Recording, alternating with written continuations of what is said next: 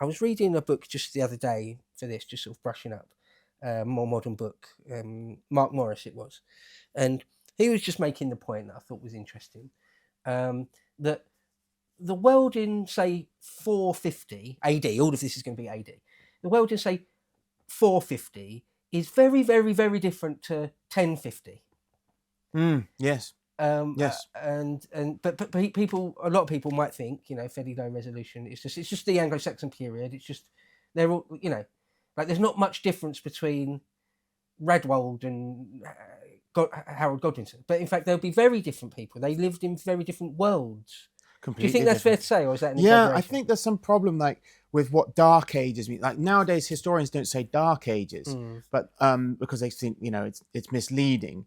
It wasn't a dark age in some respects, but and so it less popular to use. But it was a dark age.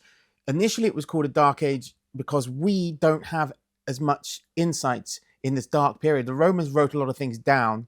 And then suddenly, as the Roman Empire falls, there's just this period where we don't have much written down until like the monasteries start, writing stuff down a lot again. So like the High Middle Ages is not really the Dark Ages. Like when we think of knights in shining armor, we're talking about 12th century, 13th century, whatever, 14th century. That is completely different. That period is a bit more like 1066, but the 450 is. It's an age of it's the dark age because it's not only did we can see production of like the kind of factories of the time, like producing pottery and stuff, they're just gone. They're not there anymore. People aren't producing things and distributing like en masse, like things like just basic stuff like pottery, and huge cultural turnover happens, turmoil, all different parts of Europe, not just in Britain, but like Clovis and the Franks. The Franks are like a Germanic people, take over Roman Gaul, and that's like a completely different world from like you're talking about. Gaul was like a very well established Roman colony with a proper Romanized state and a system of taxation in place in Gaul, and suddenly it's completely ruled over by barbarians. And this is like not like the Middle Ages at all. It's more like a kind of the transition away from the classical Europe of ancient Rome into the dark period that leads into the High Middle Ages after this period of what Julius Evola, who's not a proper historian, is a philosopher of more than that, but he calls it like the Nordic Roman culture, which is the period in which the peripheral barbarians merge with the civilized cultures of the Mediterranean to form the synthesis, which is Europe as we know it today, the Nordic Roman combination. Because I'm one of those people who won't abandon the term Dark Age. Because I know what I'm talking about there is the literary evidence. Yeah, there's very little. Because the archaeology, nothing stopped. Life didn't stop. So the archaeology is there's still tons of archaeology. And but in terms of the literary evidence, the light of history, in terms of literary evidence, it goes dark big time. Yeah. So for example, quickly to say, because I quite often do at the beginning, towards the beginning of my videos, to talk about the sources. So we're looking at the Venerable Bede. Yes. The Anglo-Saxon Chronicle. Yes. Gildas. Gildas. And even you got maybe Domesday. I know Domesday, but I know that's like later. That's much later. But it is a snapshot essentially of a late Anglo-Saxon England, not Norman England. I mean, it was 20 odd years after 1066, but still, it takes a picture of largely an Anglo-Saxon world still. Yes. So we've got bits and bobs. Geoffrey of Monmouth. Yeah. Asser's Life of Alfred. Those are the main things anyway, for Britain at least. Right, for Britain. There's other things, like what does Aldrich Vitalis talk about earlier periods. But the point is that that's not a great deal. No, that's not a great deal. We're talking about centuries of history for like several nations in the northwest of Europe. And for the earliest bits, it's kind of bead, right? Yeah. It's like that's so if he doesn't tell you something, then we just don't know. You've got the archaeological record, but in terms of literary evidence, it's really dark. It's gone dark. There's not so much. There's not as much. Yeah, it is an appropriate term in that sense. It has some currency still, but also, and there is an archaeological equivalent as well. Like I said, there is a change.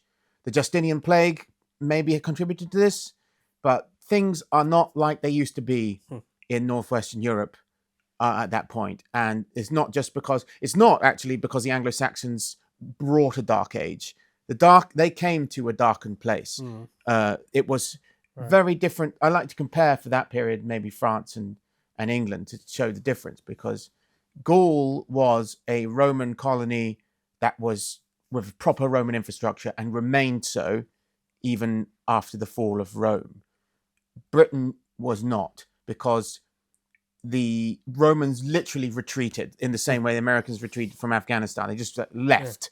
And the Romanized Britons who couldn't go and move somewhere else that was more civilized were just left with there's no infrastructure, and the roads weren't maintained anymore, nothing. It's a completely different thing. So when the Germanic barbarians invade Gallia and make it Gaul meaning land of foreigners, it's the same as Welsh. Gaul means foreigners. In Germanic, Gaul. They basically installed themselves as the new Roman elite in France, and call it France now. And they were able to tax the people in the same way it was done. That's not what happened in Britain at all. There was something completely different. And Britain, even before, when the Romans were here, they were like, this place is vulnerable from the Saxon shore, as they called it, which is the North Sea. They called it the Saxon shore because they knew the Saxons could always attack from that direction. And the Scotti, as they called them, is what we call the Gaels from Ireland. And there was the conspiracy of barbarians in the late 4th century, where there was a way of Romans were trying to make sure that the barbarians wouldn't invade their British colony. The British colony was always vulnerable to that. When, of course, the Romans left, they were proven right, because all these barbarian groups, the Picts, started harassing the Britons, the Romanized Britons to the south. And according to semi-legendary narratives, which I'm sure you're familiar with, by not Beda, I think it's Geoffrey or Gildas says the King Vortigern was so fed up with fighting the Picts that he's like, we need help. Let's call on the Saxons to come and help. And he invited over these federati, or whatever they call them in Latin, to come and help them fight. And they didn't go away afterwards, which might have, obviously that can't explain the reality. I can talk later about the genetic and archaeological evidence, but that might be part of the real story. Right. So, we mentioned that the Romans just leave. Honorius needs and Stilicho needs every last soldier and legionary back in Rome immediately because of Alaric. But it another doesn't mean Germanic barbarian. But it doesn't mean that all because historians describe the people now as Romano-Britons. So depending on how accurate you want to go with that, but the point is that Roman culture didn't just immediately leave. The villa culture still survived for a while. The archaeology seems to show that. Yes.